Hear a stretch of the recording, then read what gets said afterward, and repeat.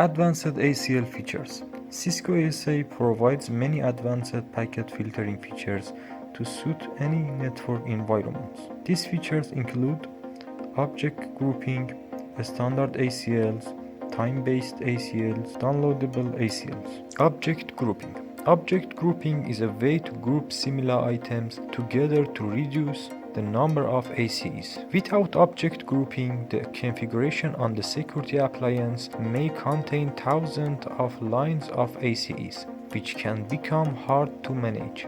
The security appliance follows the multiplication factor rule when ACEs are defined. For example, if 3 outside hosts need to access 2 internal servers running HTTP and SMTP services, the security appliance will have 12 host-based ACEs calculated as follows. If you use object grouping, you can reduce the number of ACEs to just a single entry. Object grouping can cluster network objects such as internal servers into one group and outside host into another. The security appliance can also combine both TCP services into a service object group. All these groups can be linked to each other in one ACE. Object types. The security appliance supports 4 different types of objects that can group similar items or services. They include protocol, network, service, and ICMP type. Protocol. A protocol-based object group combines IP protocols such as TCP, UDP, and ICMP into one object. For example, if you want to group both TCP and UDP services of DNS, you can create an object group and add TCP and UDP protocols into that group.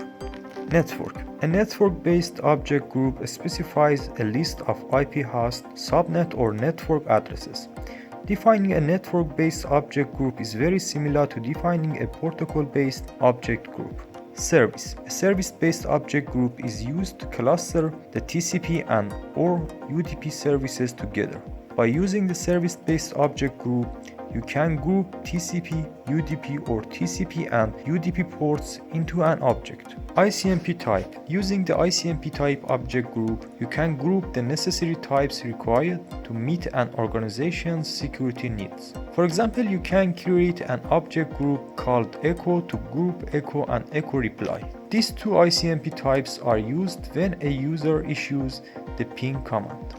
Standard ACLs. Standard ACLs are used when the source network in the traffic is not important. These ACLs are used by processes such as OSPF and VPN tunnels to identify traffic based on the destination IP addresses. You define standard ACLs by using the access list command and the standard keyword after the ACL name. You can see command syntax of a standard ACE. Time-based ACLs. The security appliance can apply the ACLs based on the time interval to allow or deny network access. These rules, commonly referred as time-based ACLs, can prevent users from accessing the network services when the packets arrive outside the pre-configured time intervals. The ASA relies on the system's clock when time-based ACLs are evaluated. Consequently, it is important to ensure that the system clock is accurate, and thus the use of network time protocol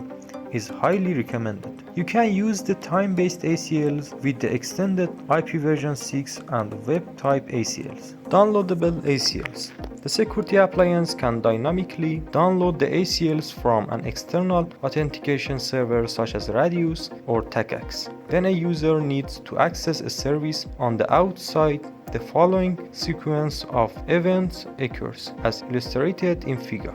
Step 1. User opens a browser application and tries to navigate to a web server located at 209.165.201.1 IP. The packets are routed to Cisco ASA to reach the destination web server.